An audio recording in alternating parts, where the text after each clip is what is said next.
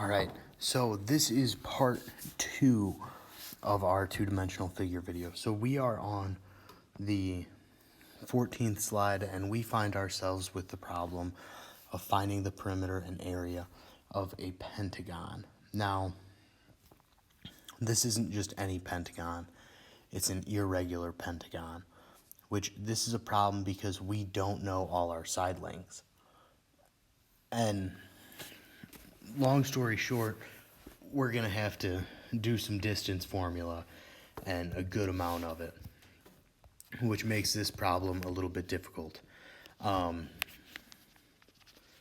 see if I can get my old calculator to fire up here and work. No, we don't want to do that because that would be ridiculous. There it goes. All right. So, first things first, right away, I can find the side lengths of two sides just by looking at them. So side ED, I can see is 1, 2, 3, 4, 5 units long. So it's 5 units long. Side DC, I can count, is 6 units long. Now, my problems start happening when I look at sides AB, which I'm going to label as blue here, side AE, which I'm going to label green, and then side BC, which I'm going to color red. So, since these don't fall on straight X or Y lines, we have to use the distance formula to find them, find the distance of these line segments.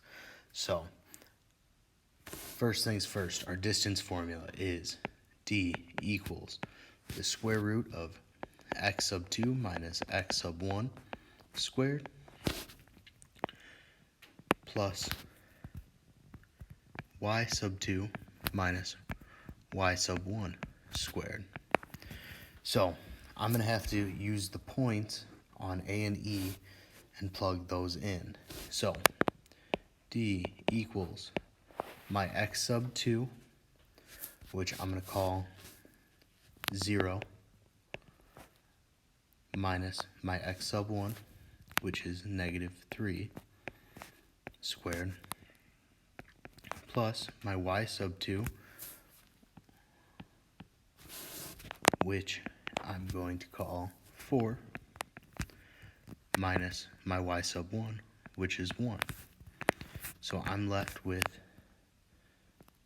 the square root of 3 squared plus 3 squared.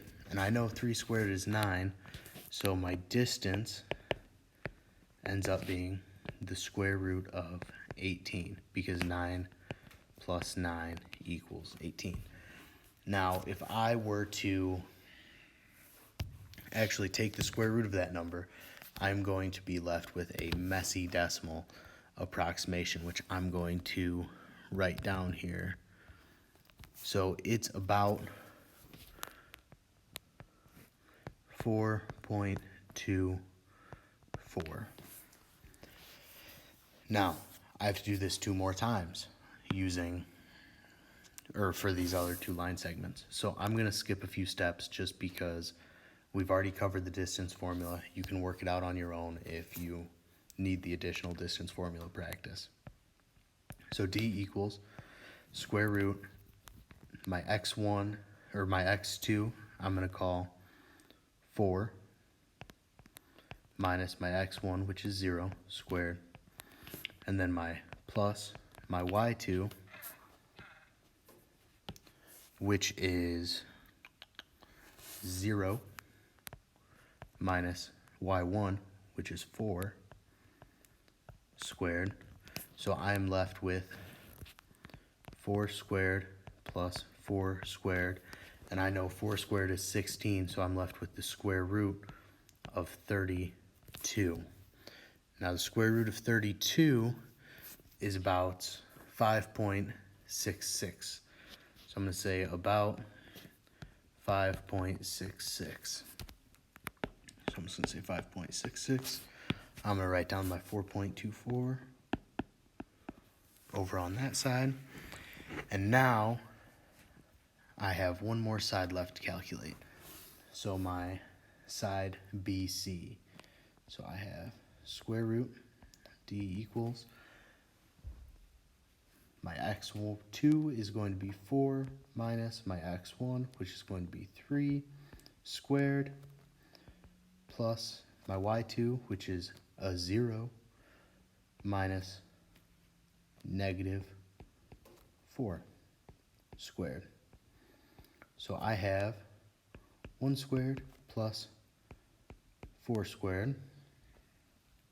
1 squared is 1, 4 squared is 16. So I have the square root of 17, which is about, it's going to be about 4 point something, but let's see exactly what it is. Square root, 4.12. 4.12. So I can add up all these sides, which will leave me with 4.24 plus 5.66 is going to be 9.9. So that's going to be 14.2 plus 11. So 25.02, I believe. Does that make sense? Yep, about 25.02. So my perimeter is about, that was terrible about signs, about 25.02 units. Now, finding the area on something like this is a bit trickier. So I'm going to section this pentagon off into 3 sections. I'm going to make triangles. So my first triangle is going to be this one over here on the right, and I'm going to color that in red, just so it's easier to see. So there's my lovely triangle number 1. My triangle number 2 is going to be right up here at the top, and I'm going to color that one green because it's my favorite color. That's not what I wanted to use to color though. Green, because it's my favorite color and it's my favorite triangle. So we have the green section, the red section, and then I'm going to color this rectangle blue. We can all see the rectangle at this point, but coloring's a little bit fun, so we're just going to go for it. Yay, blue rectangle. Okay, so first things first, area of the rectangle, super easy, 5 times 6, that's 30 units squared. So we're just going to leave that there, happy as can be. Now, finding the area of a triangle, we have to remember the area of a triangle equals half the base times the height. Now, if we start with the green triangle up here, we have to draw in our height, which I'm going to use red because that shows up a little bit better. And then, so our height is dropping to our base and it intersects at a 90-degree angle. So my height ends up being 3, and then let's use purple for this. So my height is 3, and then my base is going to be 6. So to find the area of that first triangle, I'm going to do half of 6 times 3. So 6 times 3 is 18. Half of that is 9. So my first triangle is going to be 9 units squared. So let's write that in green right on top of this, 9 units squared. That showed up terribly. That was a horrible idea. Why didn't you guys tell me not to do that? Units squared. Now, the second triangle is this red one. Now, I'm going to twist my screen a little bit to draw the height in, which it ends up being this little line right here. And so the height ends up being 1. And then that makes my base 5. So to find the area of this, I'm going to do area equals half my base, which is 5, times my height, which is 1. 5 times 1 is 5. Half of 5 is 2.5 units squared. So now that I have the area of these three figures, 2.5, we're going to pretend like that's legible. All I need to do is add them all together. So 9 plus 2.5 is 11.5, plus 30 ends up being 40.5 units squared. And that one is exact, so I'm going to say area equals. All right. So that is how you solve a problem like this. Now, we're going to look at an example of one that might look more like a test problem.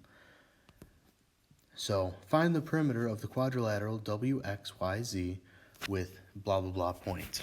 Now, all of these lines over here on this graph, they do not fall on, like your X or Y lines, so you can't just count them.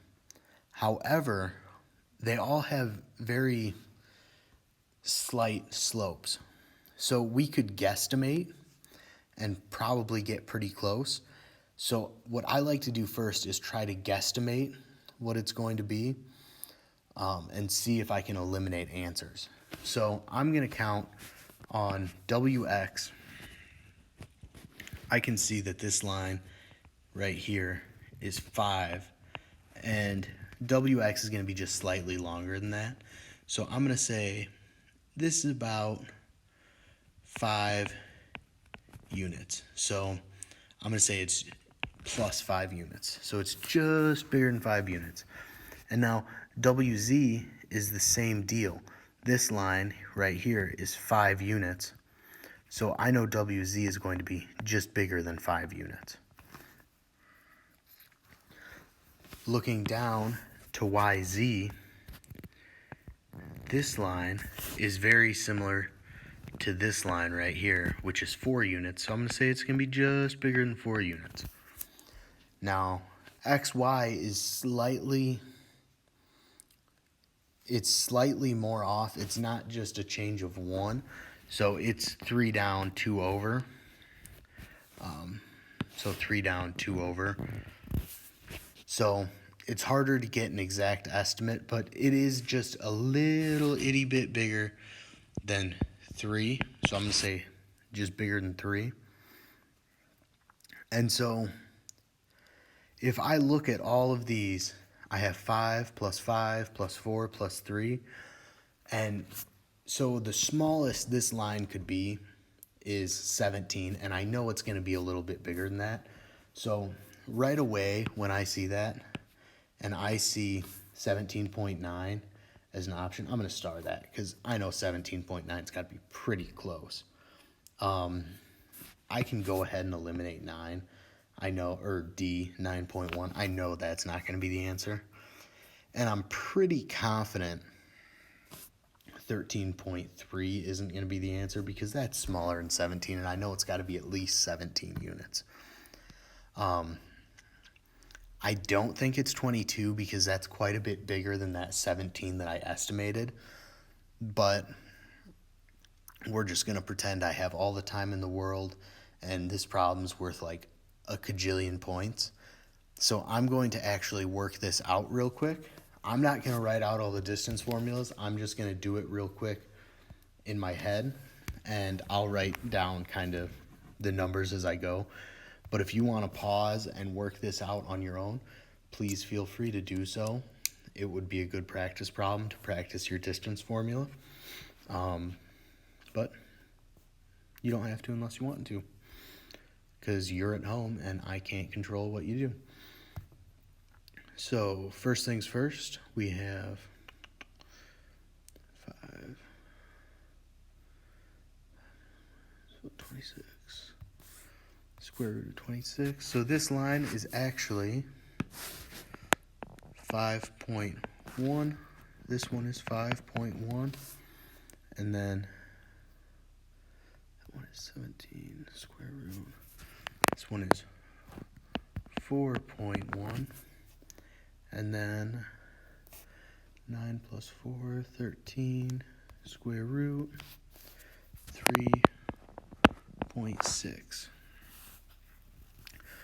So if I add all my actual measurements up, I have 5.1 plus 5.1, so 10.2 plus 4.1, so 14.3 plus 3.6, so that's 17.9. So I was right in my initial guess that it was going to be A. It wasn't really a guess, it was an educated guess, but that's just double checking to make sure I got the right answer.